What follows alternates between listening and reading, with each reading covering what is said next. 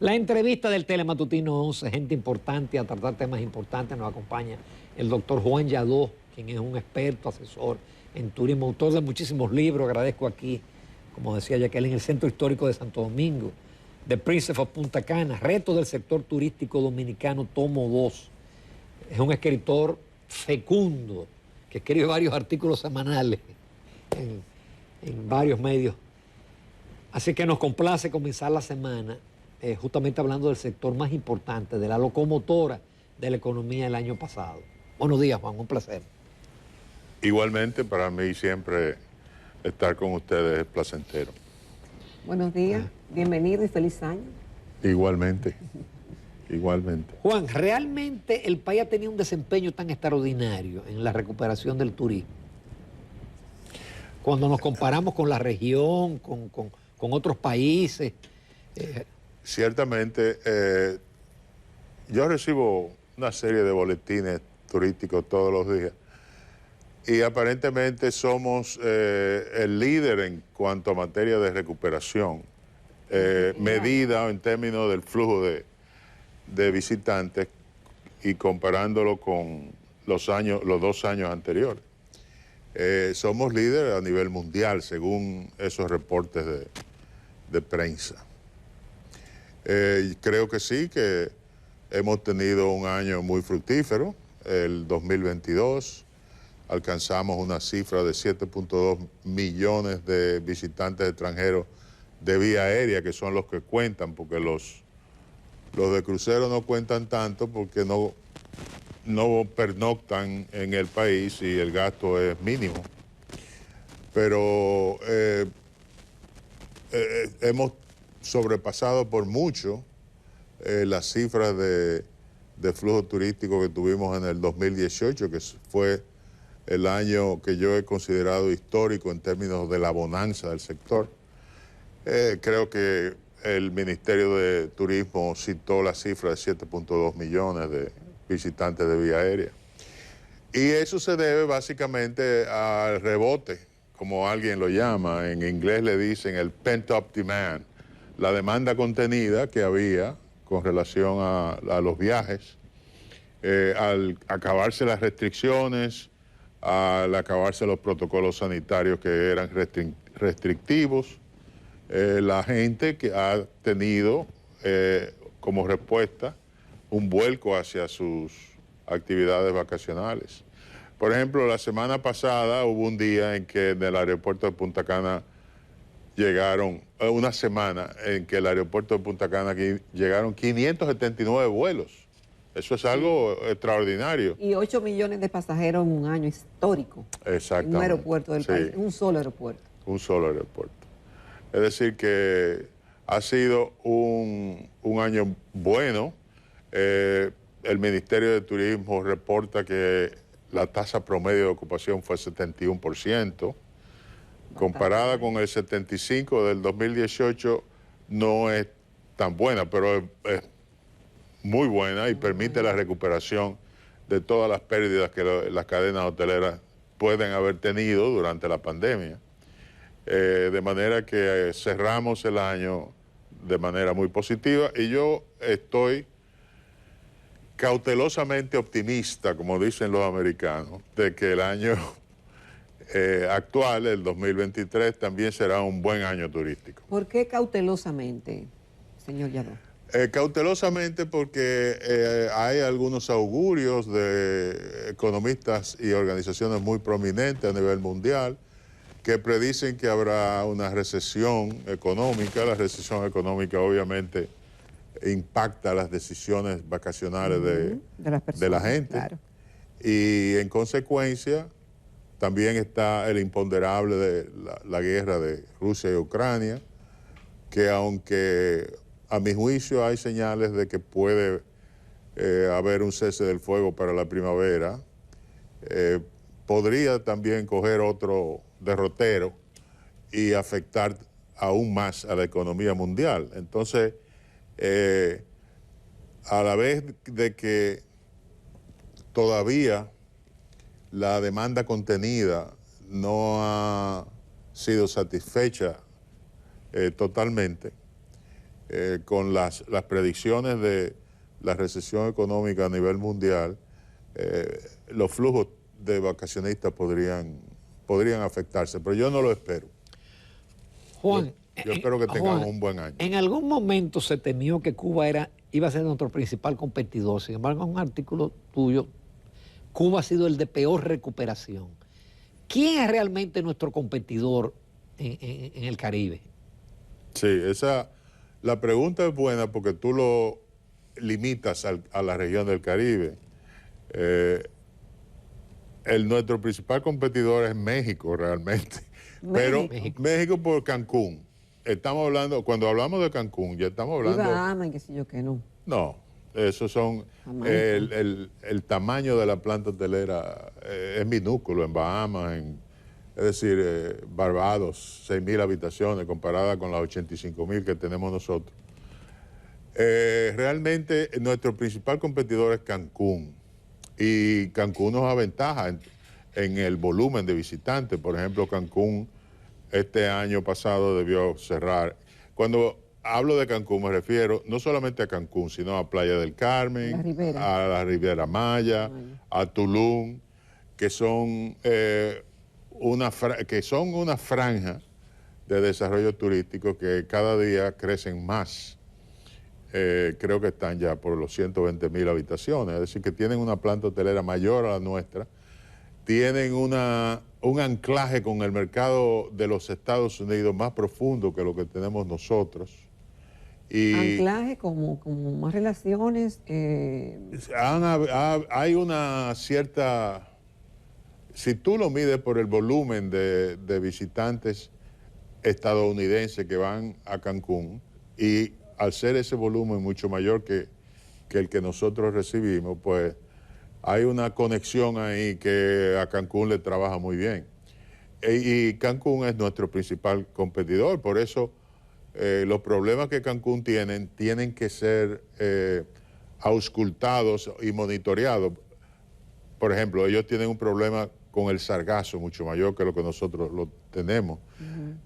Han tenido últimamente problemas de criminalidad que han involucrado como víctimas a algunos turistas, inclusive algunas áreas de Cancún fueron militarizadas por el gobierno mexicano.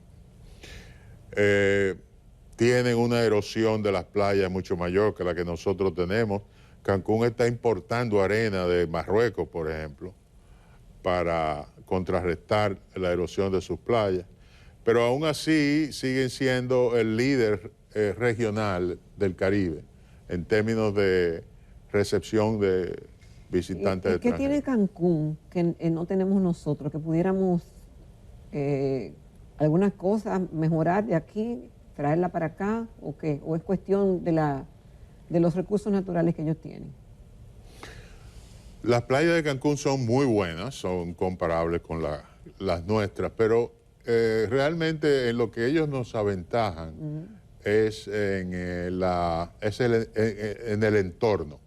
Hay que tomar en consideración que Cancún fue un proyecto o un enclave planificado por el gobierno mexicano, y en consecuencia el entorno de Cancún es superior en términos de organización, desarrollo urbano, orden en el desarrollo urbano, superior al nuestro. Si tú visitas a Bávaro, Punta Cana, hay dos cosas que te impactan dramáticamente. Uno es el galopante crecimiento de ese polo turístico, pero la otra es el desorden. Yo he abogado porque tanto las autoridades como el sector privado comiencen un plan de desarrollo urbano que ponga orden a ese pandemonio que existe actualmente. Y en eso nos supera Cancún. Nos supera inclusive Cuba. Cuba está más ordenado. Urbanísticamente. Sí, urbanísticamente que nosotros. Eso no ha impedido que nosotros sigamos creciendo, pero tarde o temprano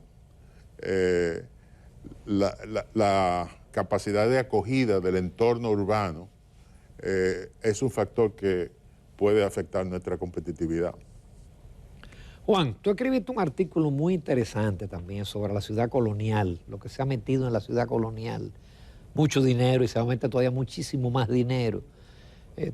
Tú cuestionas la prioridad, pero también el hecho de que toda esa inversión lo que hace que beneficia a los que han adquirido, a los que han comprado casi toda la tierra y todos los inmuebles de la ciudad colonial. Valiente. Bueno, sí. Yo tenía un moquillo que me molestaba mucho con relación a eso, porque la enormidad del gasto público que se vislumbra para este segundo proyecto que tiene financiamiento del BID. ¿Cuánto se ha gastado hasta ahora? El financiamiento se pactó por $90 millones en el segundo proyecto. Pero a eso hay que añadirle tal vez otros 10 millones de contrapartida. Es decir, que estamos hablando de unos 100 millones de dólares, que son unos, a la tasa de cambio actual, como 5.600 millones. ¿Cuánto se ha gastado de eso? Prácticamente nada. Porque ese es un proyecto que va no solamente a paso de tortuga, sino que la lentitud es tan pronunciada que se justifica preguntarse si algún día se va a materializar.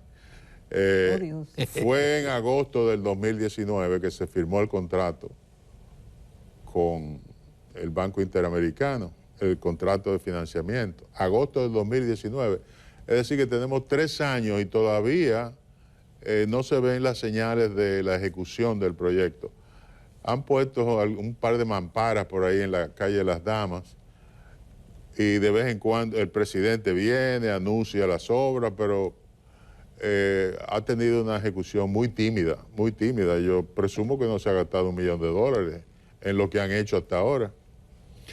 Han habido algunas licitaciones, pero no hay ejecución. Entonces, eso provoca una interrogante. ¿Por qué la lentitud si el financiamiento está ahí? Yo lo que he señalado en ese artículo que tú mencionaste es que con esa enorme inversión que el Estado va a hacer, habrá una plusvalía a la propiedad inmobiliaria muy significativa. Y hay que preguntarse a qué se debe que el Estado prefiera hacer esa inversión en ese kilómetro cuadrado, porque el centro histórico es 1 kilómetro cuadrado, y no en barrios más pobres y carenciados como Gualey, Guachupita, La Ciénega, etcétera, donde la necesidad es patente, enorme. ¿Por qué favorecer este recinto? Es cierto que hay una serie de condiciones del centro histórico que deben corregirse, como por ejemplo el cableado eléctrico. La limpieza, hasta la limpieza. Sí, las cloacas, la disposición sanitaria, etcétera, pero eso no comportaría una inversión tan grande. Yo objeté ese segundo proyecto cuando inicialmente se anunció, porque ese proyecto viene concibiéndose desde el 2016 y lo que se concibió en el 2016 no es lo que actualmente se propone hacer. En el 2016 el énfasis había sido en componentes turísticos y las protestas justificadas llevaron a que hubiese un rediseño del proyecto para que el grueso de la inversión sea en el desarrollo urbano, como por ejemplo el asfaltado de las calles, el soterrado del cableado eléctrico, la remodelación de viviendas de los barrios pobres, San Antón, Santa Bárbara, San Miguel. Y realmente es más un proyecto ahora de desarrollo urbano. Pero la justificación por la cual en su momento yo me opuse a eso era porque el Estado tenía prioridades que eran patentemente más importantes, como por ejemplo el desarrollo de Pedernales, donde tenemos una región que es la más pobre del país, o el hecho de que algunos barrios de la capital requieren de una mayor atención gubernamental. Entonces, de todas maneras se sigue propalando la idea de que se va a ejecutar ese proyecto y hay que preguntarse a quién favorece ese proyecto. Bueno, inicialmente iban a remodelar 200 casas en los barrios de San Antón, San Miguel y Santa Bárbara. Luego lo rebajaron a 140. Y obviamente la población del centro histórico, que está estimada en unos 8.000 habitantes, porque antes de la guerra civil eran 30, pero debido a la guerra civil, la población fue migrando y actualmente se estima en unos 8.000 habitantes. Son habitantes que tienen ingresos muy modestos. El último censo que hizo el Ministerio de Turismo reveló que el 80% que tenía empleo recibía sueldo mínimo. Y obviamente uno simpatiza con que a esos habitantes para asegurar el arraigo de los residentes en el recinto, que es lo que le da autenticidad al recinto. Uno simpatiza con que se le ayuda a remodelar su vivienda, pero lo que se soslaya es que hay una serie de propietarios del recinto, de inmuebles del recinto, que son gente muy rica, muy acaudalada, y que ese proyecto le va a crear una plusvalía a sus inmuebles que va a ser sumamente importante. Y yo proponía que para compensar esa desigualdad, se le impusiera a propiedades que son suntuarias, no a las no suntuarias, sino suntuarias. Y la Dirección de Impuestos Internos ha fijado el valor de la propiedad suntuaria a partir de los 8.830.000 pesos.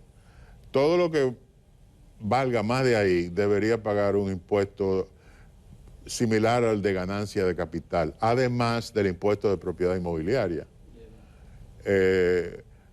Porque es injusto que el Estado esté favoreciendo tanto a los ricos. Vamos a una breve pausa. Esta conversación está muy interesante. Nos faltan todavía algunos temas de interés con Juan Yadó.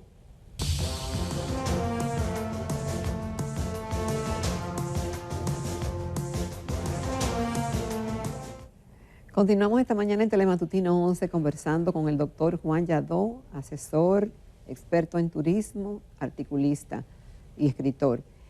Doctor, ¿cuáles posibilidades todavía tiene la República Dominicana para explotar en términos turísticos, para expandirse? Y hablo de las montañas, del turismo ecológico o de cualquier otra cosa que sea importante. A mí me parece que esa es una pregunta muy interesante porque con el desarrollo que se ha materializado hasta ahora, que es un desarrollo de proyectos de playa, resorts, hemos soslayado la importancia de otros atractivos que tiene el país. Obviamente eso refleja una preferencia del mercado, porque el mercado que ha existido es precisamente el de los resorts de playa. Y eso es así no solamente en este país, sino en todo el Caribe. Las playas son el imán que jala más gente hacia la región. Pero ciertamente nosotros tenemos otras potencialidades y al interés colectivo lo que más conviene es que la prioridad en la política pública se le otorgue a los atractivos complementarios, porque eso aumenta la derrama económica de la actividad turística. Con eso quiero decir que más gente se beneficie de la industria. Nosotros tenemos que estar conscientes de que en términos ecoturísticos. Sí es cierto que tenemos algunas bellezas y atractivos muy importantes, pero también tenemos que saber que estamos en un mercado internacional y que hay otros países en el área que nos superan por mucho en cuanto a la oferta de Costa Rica, por ejemplo. Costa Rica, que el 70% de los visitantes de Costa Rica va a Costa Rica por sus riquezas naturales. Pero también, por ejemplo, la avifauna de Colombia es la más grande del mundo. Tienen más de 5.000 especies de aves en Colombia. Igualmente podemos decir lo mismo de Venezuela, de Panamá y de Centroamérica en términos generales, porque en Centroamérica tú tienes pumas, jaguares, tú tienes monos, tú tienes cocodrilos, tú tienes una serie de fauna que nosotros no tenemos. Y lo que se proyecta como un tesoro ecológico que es el suroeste, cuando tú lo comparas con nuestros competidores regionales, no clasifica favorablemente. Nosotros en ese sentido tenemos que estar conscientes de que tenemos algo que ofrecer, pero que la competencia ofrece más para ese segmento del mercado.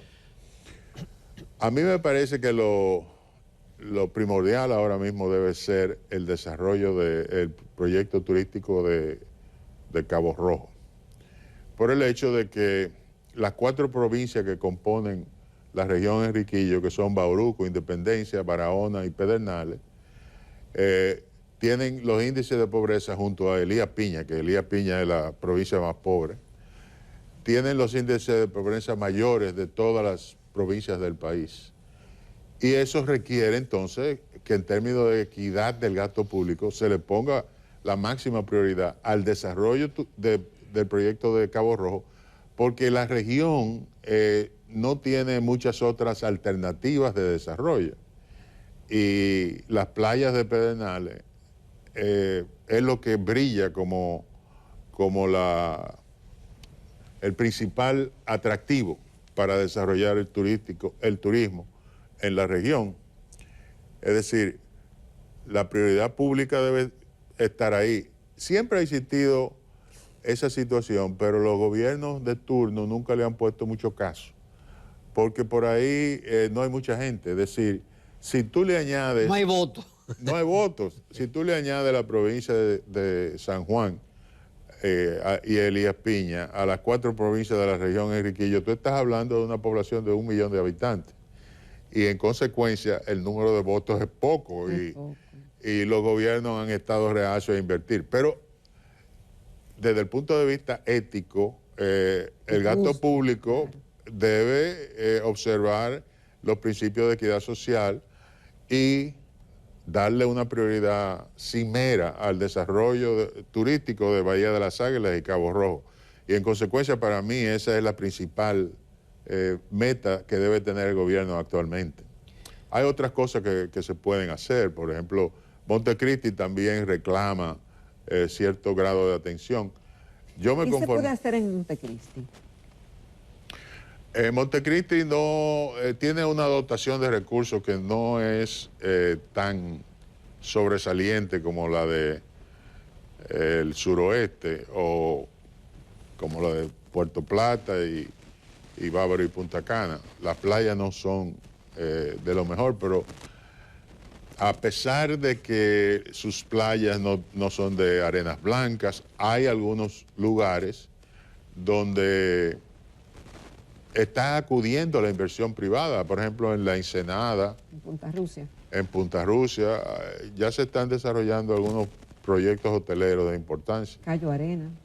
Cayo Arena está siendo visitado desde hace mucho tiempo. Sí. Pero tú no puedes construir hoteles ahí. No, no construir, pero sí puede ser parte de un circuito. Sí, no, y de hecho lo está haciendo. Hace tiempo que los turistas de Puerto Plata visitan Cayo Arena. Pero también Montecristi clasifica como una provincia relativamente pobre y en consecuencia los esfuerzos del gobierno también deben darle prioridad a su desarrollo. Yo he propuesto una serie de proyectos como por ejemplo una estación de esquí de nieve en el Pico Duarte. Algunos se escandalizan cuando oyen eso porque no se imaginan que eso es posible, pero yo he comprobado a través de una serie de contactos con empresas europeas que es posible mantener una estación de esquí de nieve artificial en el Pico Duarte el año entero, no solamente durante los 4 meses de invierno. Y eso abriría todo una nueva área de desarrollo turístico, especialmente si se permite desarrollo inmobiliario en las áreas del Pico, que yo no veo razón por la cual no. Y si tú pones un teleférico, al Pico Duarte lo visitan algunas 5,000 personas al año, mayoritariamente dominicanos. Es posible poner un teleférico para que sean cientos de miles de gente que visiten, como lo hay en Sierra Nevada, en Venezuela, por ejemplo, donde hay un teleférico que sube a más de 4,000 metros de altura. Sí, en Monserrate, en Bogotá. Sí, pero eso no es tan alto, la escalada. No es tan alto. Juan, yo no quisiera terminar en un par de minutos, y de nuevo caigo en un artículo contigo, pero lo conecto porque el presidente dijo el viernes que el primer crucero a Cabo Rojo va a llegar en diciembre. Sin embargo, Cabo Rojo hay una litis con los ecologistas, pero además tú señalas que para Royal Caribbean, que es una de las líneas más importantes, no tiene a República Dominicana como uno de sus puntos en este año ni el que viene. Ciertamente, yo me sorprendí cuando vi eso hace unos días, de que la programación de los cruceros de Royal Caribbean, que es la línea de crucero que está supuesta a llegar a Cabo Rojo, que no incluía a República Dominicana.